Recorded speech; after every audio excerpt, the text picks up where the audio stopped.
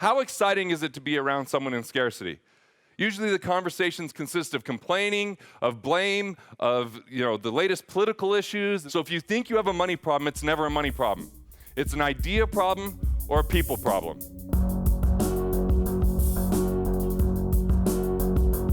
I'm not yelling when I start getting, like that. It's just passion coming through. So don't feel like you've done anything wrong, even if maybe you have financially. I'm not yelling at you. I'm keeping the energy going on a topic that's normally dry and drab and boring and painful. And it's not going to be any of that while we're here, because I'm not going to ask you to cut back or sacrifice or delay or hope that one day, someday, you're going to have this pile of money and now you can live the life that you've always wanted to. It's going to be about enjoying life along the way. It's going to be like what Benjamin Franklin said. He said, wealth isn't just the man that has it, but the man that lives it. So it's about enjoying life and living wealthy, because your greatest asset is you. It's not a stock, it's not a bond, it's not a piece of real estate. It's your ability to produce, to create value, to solve problems, to serve other people, and that's the real formula for wealth. This whole formula and notion that somehow if you just save enough money that you'll be okay has proven to be an absolute failure. It's called the Accumulation Philosophy. The Accumulation Philosophy is setting aside money outside of your control, and you've probably heard the term diversification before, right? I like to call it diversification, and I did steal that from Warren Buffett, so don't quote me on that.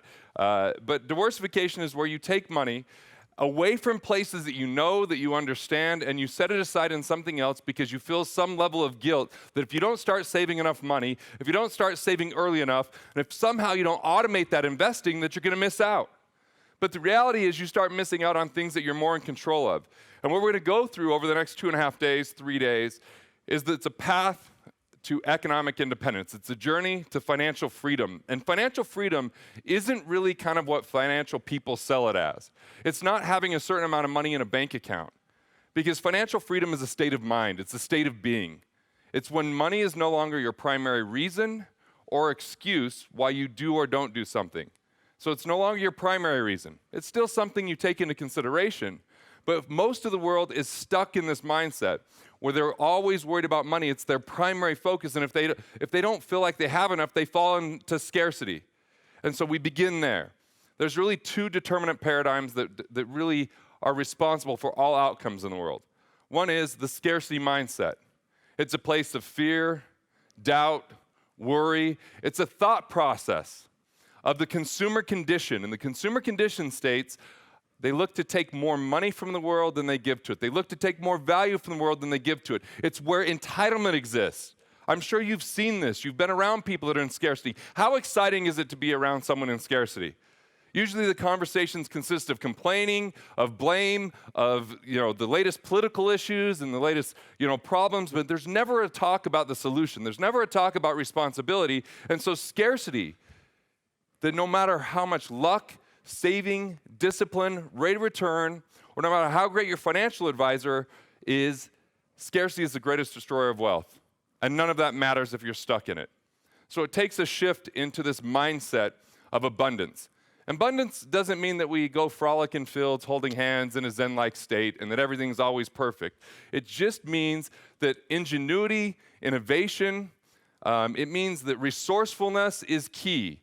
And that even if there's only a finite amount of something in the world, like there's supposed to be a finite amount of money, but while I'm talking, they're printing it right now, right? And do they have to print it anymore, or does it just show up on a computer screen as some dots at this point, right? Even if there's a finite amount of something, there's still all these different ways that we can come up with new ideas, new systems, new technologies, new ways of bringing something out there.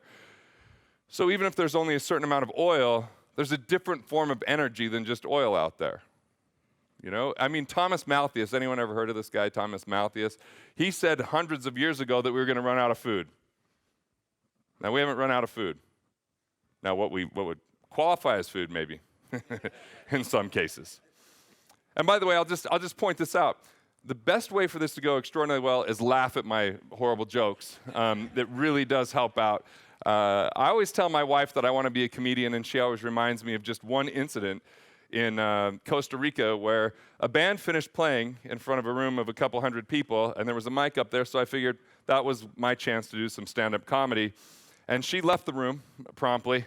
And then when she came back and people were laughing, she's like, they're not laughing at the jokes, they're laughing at you being a joke. And so, very painful as I bring this to you. But I tell her that when I do events, people laugh. She's like, you're making them money. Of course they're going to laugh. It's a courtesy. It's they want to do really well, so they're just going to appease you that way. But I don't care. It still feels the same, you know? Feel free to laugh at all of this. Be abundant with your laughter, really. So abundance is this producer paradigm. And the producer paradigm is where people seek to contribute more to the world than they take from it. It's a mindset. It's a way of life. It's a way of being.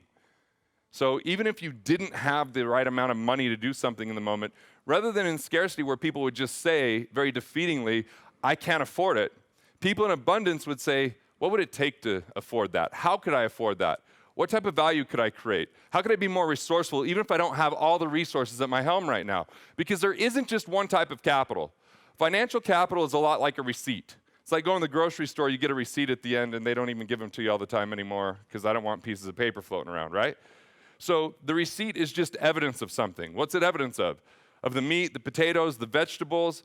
Yet most people wake up confused, only thinking about how to get more money, which is just one form of capital. But what I'm committed to over the next couple of days is to help you with two other precious forms of capital. The first one being mental capital. Have you ever heard the sentiment or saying, it's not what you know, it's who you know? That's not really true, because if you know nothing, no one wants to hang out with you. No one's going, oh yeah, I can't wait to hang out with something that brings nothing to the table, right? What you know is critically important in today's world. As a matter of fact, with the internet and everything that we have, it doesn't even really matter about brawn anymore, it's about brains. It doesn't really matter about force and coercion, it's really about value creation. So if you have mental capital that can really solve some of the complex issues out there in the world, you can get paid extraordinarily well for that. But if you have a lot of knowledge and you never do anything with it, it's latent potential. So what we have to translate mental capital into is how do we take that and serve others, because that's called relationship capital. Relationship capital is people, networks, organizations, family, friends. And look, relationship capital can be positive or negative, right? You might have some negative relationship capital in your life. People that are naysayers, people that don't want to see you do well, people that constantly complain and they're stuck in the scarcity mindset. I have a pretty simple equation for that, by the way. I just call it friends versus friendly. Friends are people that I invite to things. I say yes to their invitations, and people I'm friendly with, I always say no to their invitations in a polite way, and I never invite them to anything. And that's pretty simple, right? Try it on. You know, next time someone invites you to something, you don't want to hang out with them, they're not a good person for you to be around, just say, hey, I appreciate that. That's not going to happen. But you can say it nicer than that, you know? That'd be kind of funny, though, if you just said, no, that's unlikely. Just see how it goes. And then I once gave someone advice, and when he got in an argument with his wife using my advice, he immediately said, that's what Garrett said to do, and blamed it on me. He wasn't really following my advice really well, but I got the blame for it. So friends versus friendly is one of the important things in relationship capital, because I know you've heard who you spend your time with makes a big difference, but I'm also going to say who you don't spend your time with makes the biggest difference. You can have 10 extraordinary relationships that are game changers in this world, and one absolutely negative relationship can wipe all of that out. So the equation that we're looking at is take your mental capital, multiply it by your relationship capital, and that will determine your financial capital. So if you think you have a money problem, it's never a money problem. It's an idea problem or a people problem. That's what it is.